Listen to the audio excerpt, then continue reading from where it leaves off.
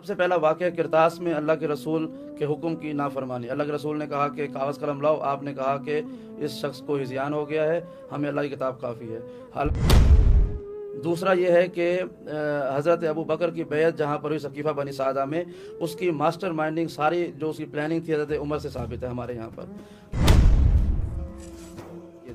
تیسرا جو سب سے بڑا ریزن ہے خلافت، حکومت، رسالت مآب، اس پر ہم جرا کر سکتے ہیں. جو سب سے بڑا اور ناقابل تردید واقعہ ہے وہ ہے جناب سیدہ کے دروازے پر آ کر دھمکی دینا، آواز بلند کرنا. اور پھر جو واقعہ ہے، اب یہاں پر آدھا واقعہ اہل سنت مانتے ہیں، آدھا نہیں مانتے. امام بہقی کی جو سنن الکبریٰ البہقی ہے، اس میں ایک صحیح سند کے ساتھ روایت ہے جو امام شعبی لائے ہیں کہ سیدہ کے گھر پر جناب ابو بکر اور عمر رضی اللہ تعالیٰ عنہ آئے. انہوں نے معذرت کی کہ آپ فتح کے معاملے میں ناراض ہیں، بشری طور پہ آپ ناراض ہیں. تو حضرت علی کے کہنے پر سیدہ کائنات نے حضرت ابو بکر عمر کو معاف کر دیا تھا. آپ کی بخاری مسلم میں یہ روایت ہے کہ جناب سیدہ ناراض تھیں، انہوں نے کہا کہ سلام کا جواب ہی نہیں دیتی تھیں اور کہا کہ میرے جنازے میں یہ شرکت نہ کریں. اس کا مطلب یہ نہیں ہے کہ ہم زہری کو اوتھینٹک مان رہے ہیں، ہم یہ کہہ رہے ہیں کہ آپ کا مذہب جن کتابوں پر قائم ہے اس کے اندر یہ بات موجود ہے.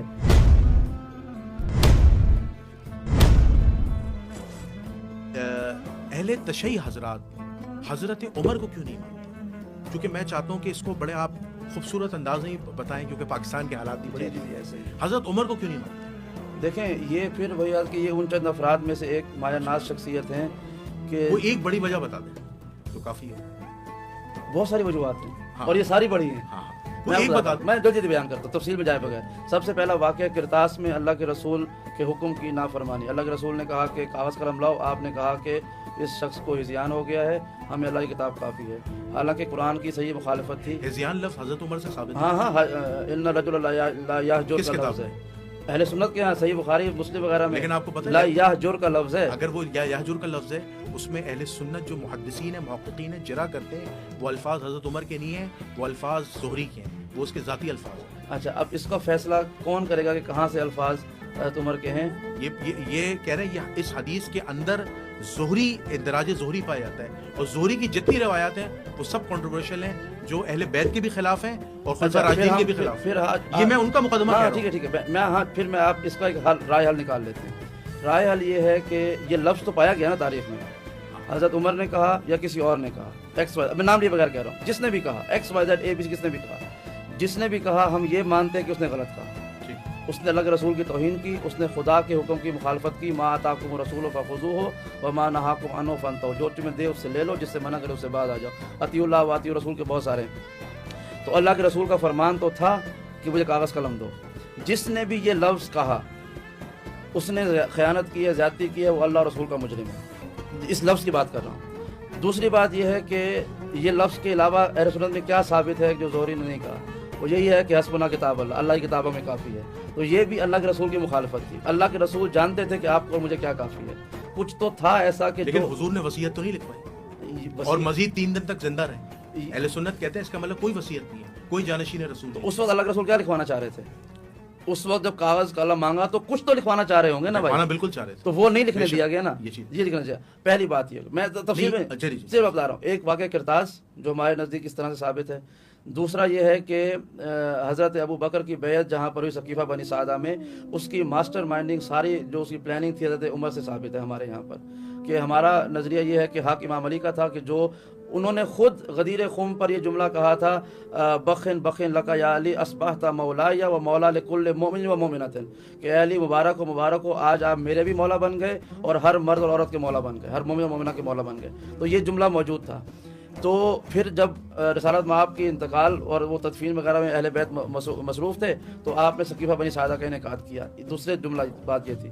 تیسرا جو سب سے بڑا ریزن ہے خلافت، حکومت، رسالت مآب، اس پر ہم جرا کر سکتے ہیں. جو سب سے بڑا اور ناقابل تردید واقعہ ہے وہ ہے جناب سیدہ کے دروازے پر آ کر دھمکی دینا، آواز بلند کرنا. اور پھر جو واقعہ ہے، اب یہاں پر آدھا واقعہ اہل سنت مانتے ہیں، آدھا نہیں مانتے. اہل سنت کہتے ہیں جھوٹا واقعہ.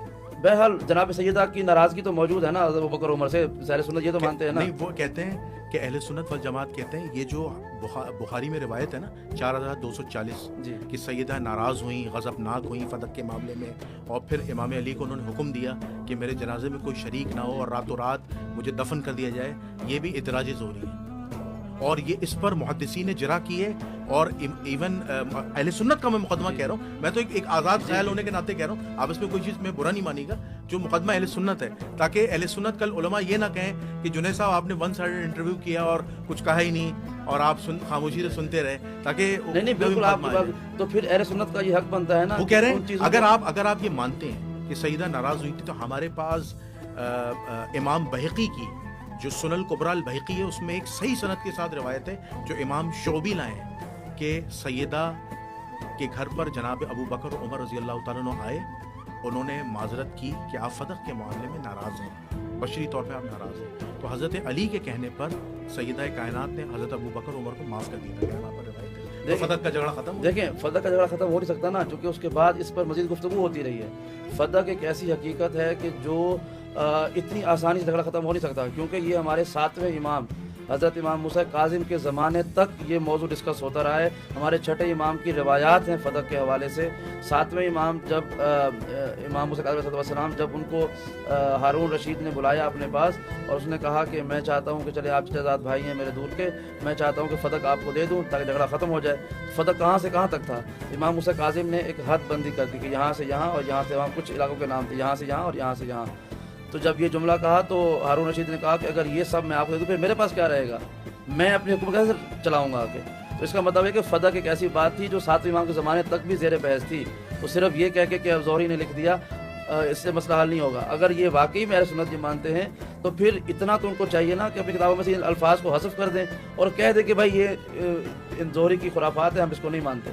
بات یہ ہے کہ جب تک یہ کتابیں آپ کے یہاں، وہ کہہ رہے ہیں اگر آپ زہری کی، وہ کہتے ہیں اگر شیعہ محققین زہری کی بخاری و مسلم کی روایات کو استدلال کرتے ہیں کہ وہ ابو بکر و عمر کی مخالفت میں جاری ہیں، تو پھر وہ زہری کی ان روایات کو بھی مانیں کہ جناب مولا کائنات علی بن ابی طالب علیہ السلام نے رسول اللہ سے خلافت نہیں مانگی تھی اور انہیں ڈر تھا کہ رسول نے منع کر دیا تو یہ امت خلیفہ نہیں میں آپ دیکھیں، وہ کہہ رہے ہیں پھر آپ زہری کو اس طرح مانیں۔ دیکھیں یہ ایک غلط بات ہے۔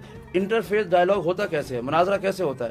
مناظرہ یہ نہیں ہوتا کہ جو کچھ آپ کہہ رہے ہیں وہ میں 100% ایک بندے کو مانتا ہوں، میں یہ انٹرفیس یہ ہوتا ہے کہ آپ کی کتاب میں یہ بات آپ کے بندے نے لکھی ہوئی ہے، میں اس بندے کو نہیں مانتا ہوں، لیکن کم سے کم آپ کے عقیدے میں تو یہ بات ہے نا۔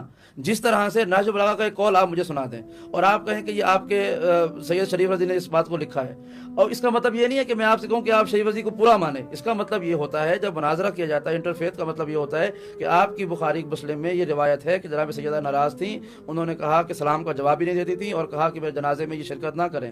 اس کا مطلب یہ نہیں ہے کہ ہم زہری کو اوتھینٹک مان رہے ہیں، ہم یہ کہہ رہے ہیں کہ آپ کا مذہب جن کتابوں پر قائم ہے اس کے اندر یہ بات موجود ہے، ہمیں اس سے کوئی فرق نہیں۔ لیکن اہل سنت پھر آپ کو اس کا جواب دیں گے، وہ کہیں گے کہ پھر محدثین کی جرح و تعدیل بھی موجود ہے، اسے بھی مانیں اور انصاف کریں، وہ آپ سے بحث کریں گے اس معاملے میں۔ بحث کرنے کو ہم تیار ہیں، لیکن بات یہ ہے کہ اس امر کو آپ نہیں جھٹلا سکتے کہ یہ واقعہ ہوا، جناب سیدہ کے دروازے پر آگ لائی گئی، دھمکیاں دی گئی، آواز بلند کی گئی، مولا کائنات کی توہین کی گئی، کم سے کم سیدہ کی ناراضگی تو ثابت ہوتی ہے نا۔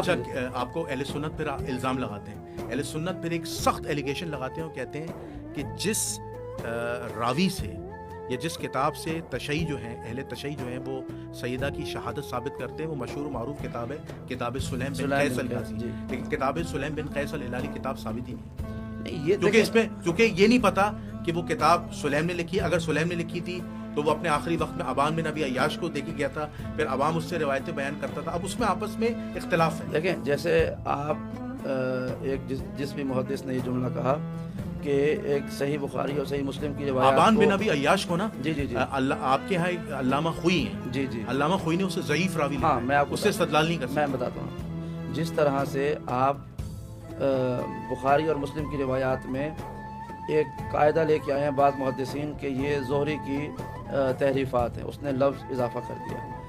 زہری جو ہے وہ ظاہری طور پر شیعوں کے نزدیک تو معتبر نہیں ہے، البتہ میں آپ کو بتا سکتا ہوں کہ اہل سنت کے بہت سارے نفلی اور واجب اعمال جو ہیں ان کی روایات زہری سے ملتی ہیں، یعنی آپ کے نماز روزے کے حج وغیرہ کے اعمال میں جو روایات ہیں وہ زہری پہ ہیں۔ پوچھتے ہیں یہ کہاں سے آپ نے کیا احرام کا کندھا نکالنا، تو وہ روایات زہری سے لائی جاتی ہیں۔ تو یہ تو ایک بوفے لگا ہوا ہے زہری کی روایات کا، جو اہل بیت کے خلاف جاری آپ کہیں گے یہ خرافات میں ہے، اور جو اچھی لگ رہی ہیں آپ نے اس کی پسند سے لے لیا۔